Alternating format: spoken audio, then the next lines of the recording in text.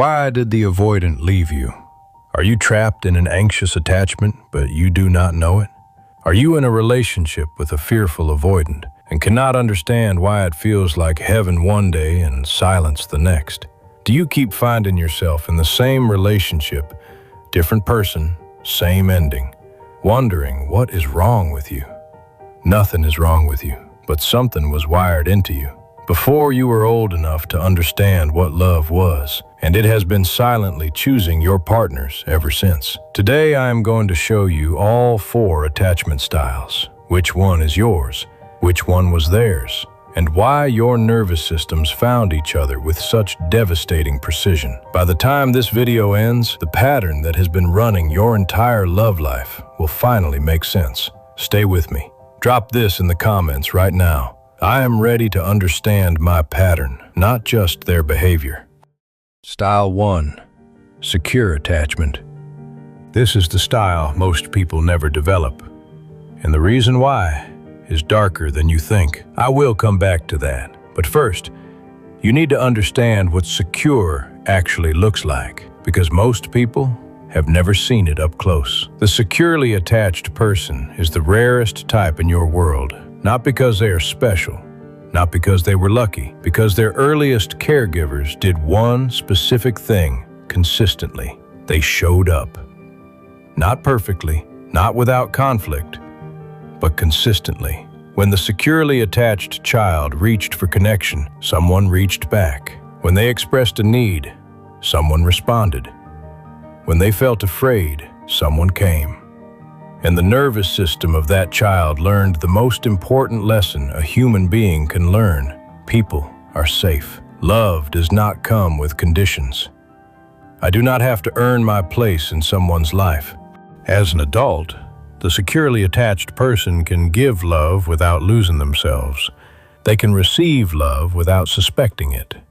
They can handle conflict without fearing abandonment. They can be alone without feeling worthless. They do not chase. They do not run. They stay. Here is the brutal truth about secure attachment. It is not a personality type. It is a nervous system that was never taught to be afraid of love. And here is why this matters for you. The securely attached person is almost never the person who ends up obsessing at 3 a.m. after a relationship collapse. Not because they do not feel pain, because their nervous system knows, at a level deeper than thought, that they will be okay. That love lost is not love withheld forever. That their worth was never dependent on that one person staying. You did not learn that lesson early enough. That is not your fault, but it is your work. Drop this in the comments. I did not learn that I was safe, but I am learning it now. Style 2. Anxious attachment.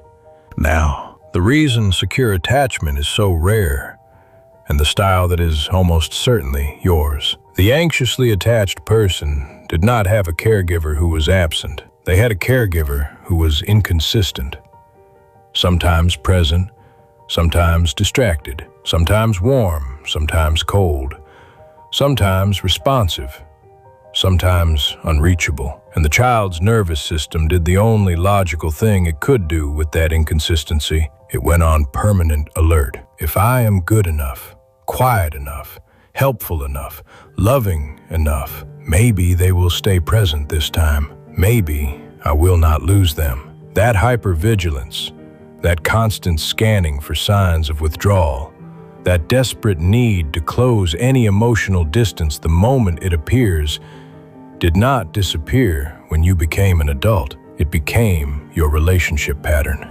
As an adult, the anxiously attached person loves with everything they have, completely, without reservation. They give more when they feel someone pulling away. They override their own instincts to keep the peace. They mistake intensity for love and inconsistency for chemistry. And they are magnetically drawn to one specific type of person, the type I am going to describe in the next section. And when I name it, you are going to recognize it immediately, because your nervous system has been finding this person your entire life. Here's the most important thing I need you to hear about anxious attachment. The obsession you feel right now, the replaying, the reaching, the inability to close the door is not a character flaw. It is your attachment system doing exactly what it was designed to do. Searching desperately for the connection it never learned to trust would stay. You are not too much. You were never too much. You were anxiously attached to people who were never fully available, and you kept trying to love them into staying. That ends when you understand this. Drop this in the comments. I was not too much. I was anxiously attached to someone unavailable. Style 3. Avoidant attachment. Here they are. The person your nervous system has been finding across every room, every app, every situation, your entire adult life. The avoidantly attached person did not have a caregiver who was inconsistent. They had a caregiver who was emotionally unavailable. Not cruel, necessarily. Not absent physically, but closed. Dismissive of emotional needs. Uncomfortable with vulnerability. The child who cried and was told to stop. The child who reached for comfort and was handed independence instead. And that child's nervous system learned its own lesson. Needing people is dangerous. Depending on someone always ends in disappointment. The only safe way to survive is to need no one. As an adult, the avoidant attacher is fiercely independent, intellectually brilliant often, charming and warm in the early stages of a relationship, seemingly confident and self-sufficient. But the moment a relationship becomes real, the moment genuine intimacy is required, something inside them activates. A wall, an exit, a sudden cooling that has no explanation and no warning. They do not leave because they stopped caring. They leave because caring itself became overwhelming. Here's what you need to understand about the avoidant person who left you. They did not ghost you because you were not enough. They ghosted you because you were too much. Not too much as a person, but too much intimacy for a nervous system that was never taught that closeness was safe. Your love did not drive them away. Their unhealed wound did. That is not comfort. That is clarity. And clarity is what stops the obsession. Drop this in the comments. Their leaving was never about my worth. It was always about their wound. Style 4. Fearful avoidant. This is the most searched attachment style in 2026. The most confusing, the most damaging, and almost certainly the style of the specific person who brought you to this video. Stay with me. The fearful avoidant is the most complex and the most devastating attachment style to encounter in a relationship because they contain both of the previous styles simultaneously. They want love as desperately as the anxiously attached, and they fear it as completely as the avoidant. Their caregiver was not just inconsistent or unavailable. Their caregiver was the source of both love and fear simultaneously. A parent who was sometimes the safest place in the world and sometimes the most dangerous, who could be warm one moment and terrifying the next. And the child's nervous system learned the most confusing lesson possible.